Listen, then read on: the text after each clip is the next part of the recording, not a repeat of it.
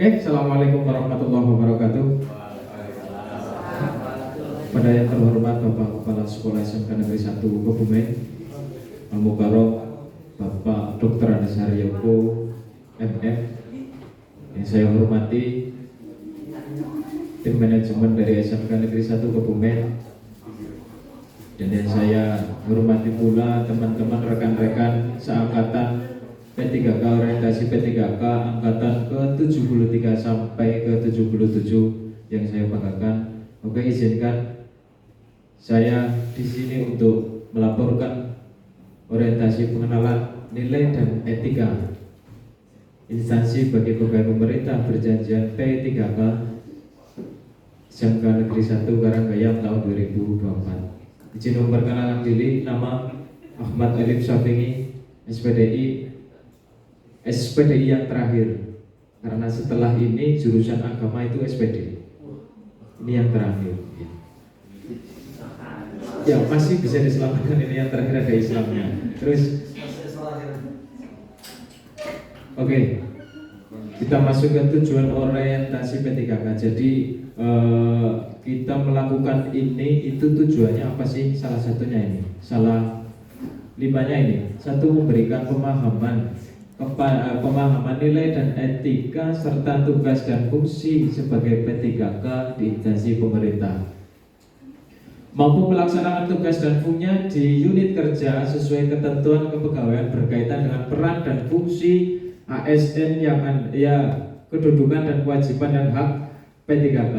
Yang ketiga, memahami visi misi Pemprov Jateng. Yang keempat, memahami tantangan, peluang dan kebijakan pemerintah Provinsi Jawa Tengah. Yang kelima, memahami kelembagaan pemerintah Provinsi Jawa Tengah, hubungan kerja dan tata laksana organisasi. Next, ini adalah tujuan dari kegiatan kita selama dari tanggal 2 sampai hari ini.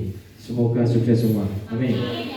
Nah, di sini kita P3K itu punya pegangan prinsip sebagai seorang ASN P3K. Yang pertama, itu berorientasi pelayanan, artinya komitmen memberikan pelayanan yang prima. Yang kedua, akuntabel, dapat bertanggung jawab, ngomong iya terus orang kalau tanggung jawab atas kepercayaan diberikan. Yang ketiga, kompeten, terus belajar mengembangkan diri kalian, terus jadi belajar sepanjang hayat seumur hidup. Yang keempat, harmonis, saling peduli, menghargai perbedaan pendapat orang lain. Yang kelima, loyal, berdedikasi, adaptif, yaitu berinovasi terus kolaborasi. Yang terakhir, kolaboratif, membangun kerjasama yang sinergis antar teman atau yang lain.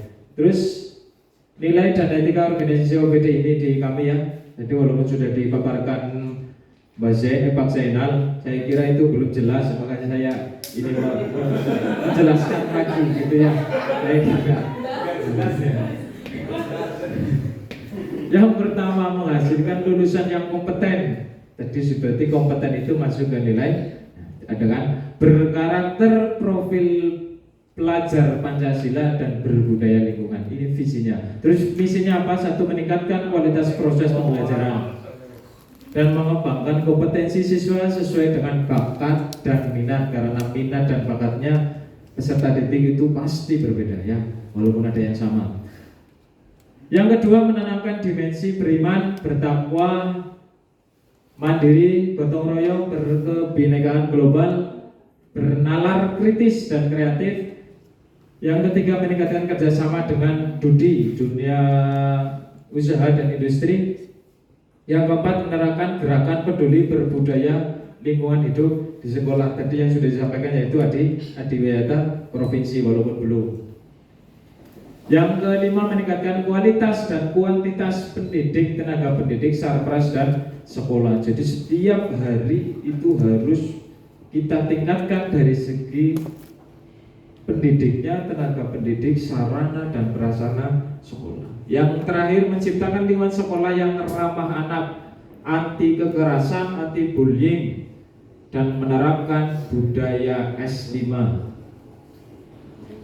Salam, assalamualaikum, senyum, asapa, sopan dan santunnya. Santunnya saya seperti saya, insya Allah. Insya Allah. Ya. Itu doa baik saya gitu ya. Ini sudah, berikut next ya. Next. Rencana hasil kerja. Apa itu rencana hasil kerja? Adalah sebuah dokumen perencanaan yang menggambarkan tujuan, sasaran, dan langkah-langkah yang harus dicapai dalam satu periode tertentu. Jadi wajib bagi seorang ASP 3K itu harus ada sebuah dokumen RHK ini. Ini RHK saya ya, yang sudah turunan dari atasan. Yang pertama, terkelolanya kegiatan pengembangan kompetensi guru dan tenaga kependidikan. RHK-nya meningkatkan kompetensi melalui partisipan seminar lokakarya, mengikuti seminar dari BKD, dari Kopel, dari yang lain. Ini terus mendapatkan sertifikat seminar, kuantitasnya, kualitas sampai kompetensi standar. Biasanya kan setiap seminar itu ada tema mengembangkan diri dalam pembelajaran atau apa, itu biasanya ada temanya. Waktunya seminar sesuai waktu yang sudah tersedia. Ini nanti targetnya sertifikat berstandar industri sesuai jadwal. Kegiatannya mengikuti seminar untuk meningkatkan kompetensi. Tahapannya itu teknisnya itu yang pertama mencari informasi dulu. Nggak mungkin kalau tidak mencari info, kita nggak tahu seminar apa yang akan kita laksanakan. Memperoleh sertifikat sebagai peserta. Ini nanti outputnya, hasilnya ya. Saya buka PKM atau halaman BSDM dengan penuh kecermatan, akuntabel, proaktif, dan aktif. Ini nilai-nilai core value-nya. Saya menerima tema, ini core value-nya akuntabel, saya mendaftar core value-nya akuntabel, saya mengikuti core value-nya akuntabel, proaktif, dan adaptif harmoni. Yang kedua, terkelolanya pelaksanaan pembelajaran yang berfokus pada implementasi kurikulum sekolah. Ini berupa perangkat pembelajaran, modul ajar, ATP. Jadi yang sudah dikatakan Pak Zainal tadi benar. Jadi setiap tanggal 31 Juli semua perangkat pembelajaran kita harus sudah selesai. Walaupun nanti ada revisi, boleh gitu. Tapi yang jelas file dan hard copy-nya sudah terupload dan sudah siap gitu ya.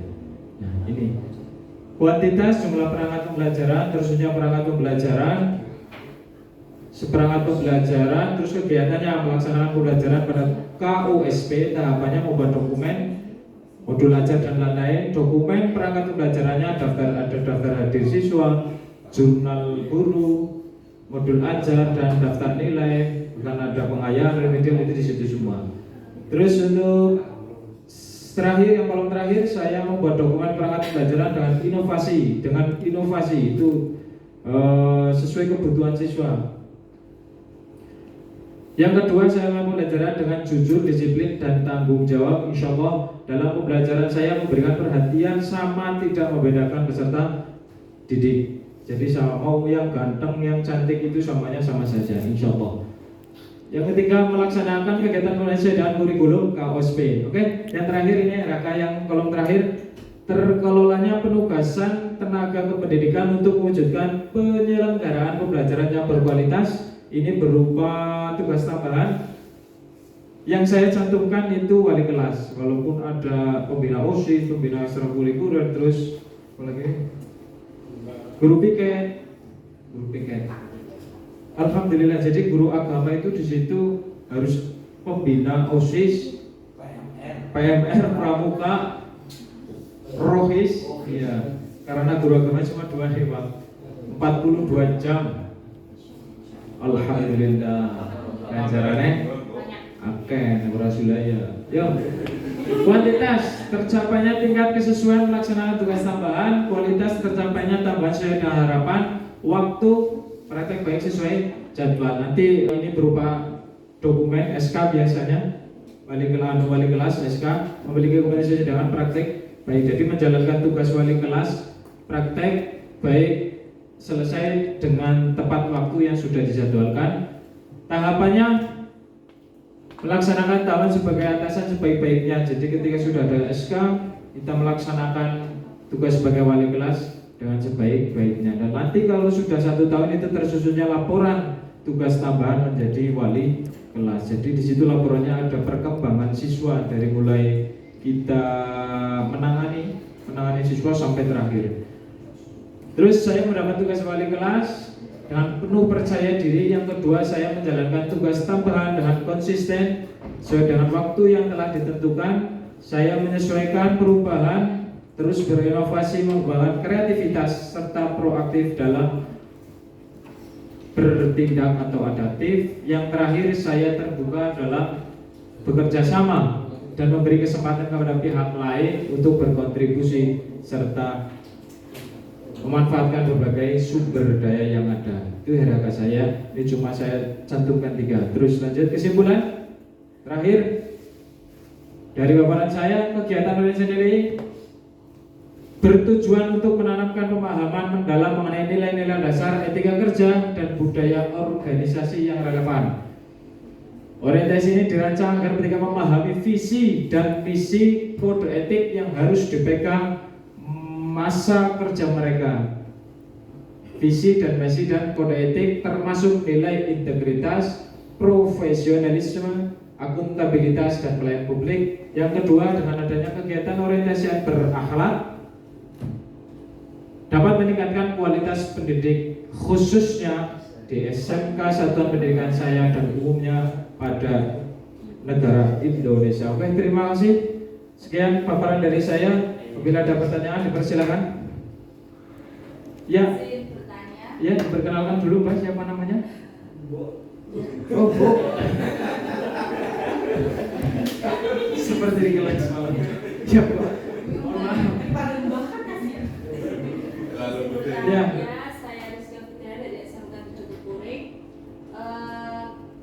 menanyakan nilai value ASN apa yang sudah Anda terapkan di pembelajaran atau satuan pendidikan Anda. Tolong dijelaskan. Panjang ini ya. Oke, terima kasih Mbak Rizka Tri Valentin. Mbak Rizka siapa? Fitriana. Terima kasih. Menanyakan nilai value ASN apa yang sudah diterapkan di saat pendidikan. Oke, Mbak.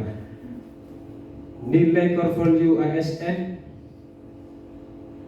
ketika kita sudah menjadi ASN harus kita terapkan dalam kehidupan sehari-hari, dalam apapun itu ya.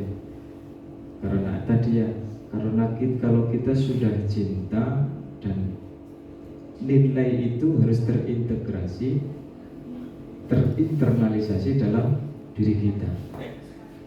Contohnya misalnya kalau di kelas punya saya ada yang mohon maaf agamanya Kristen ada. Satu kelas, satu dok yang gol-goli kan siji dok. Ini mau di login aja atau gimana? Kalau di login, alhamdulillah ganjaran, kata gitu ya. Atau bagaimana? Nah, saya mencoba untuk menerapkan nilai value ASN dengan berarti menghargai harmonis. Oke Mas, silakan bagi yang beragama selain Islam boleh di luar atau boleh pun di dalam kelas nggak masalah. Iya, semua enak itu. Jadi gitu. Terus kalau dalam satuan pendidikan itu berkolaboratif, yang kolaboratif dengan sesama, khususnya dengan sesama yang satu rumpun atau PAI. Itu untuk contohnya untuk menangani siswa saya ada begini di sana, Bu, Pak. Ketika kita menertibkan siswa yang mohon maaf rambutnya itu gondrong, itu kan temannya yang suruh mencukur, jadi tidak gurunya.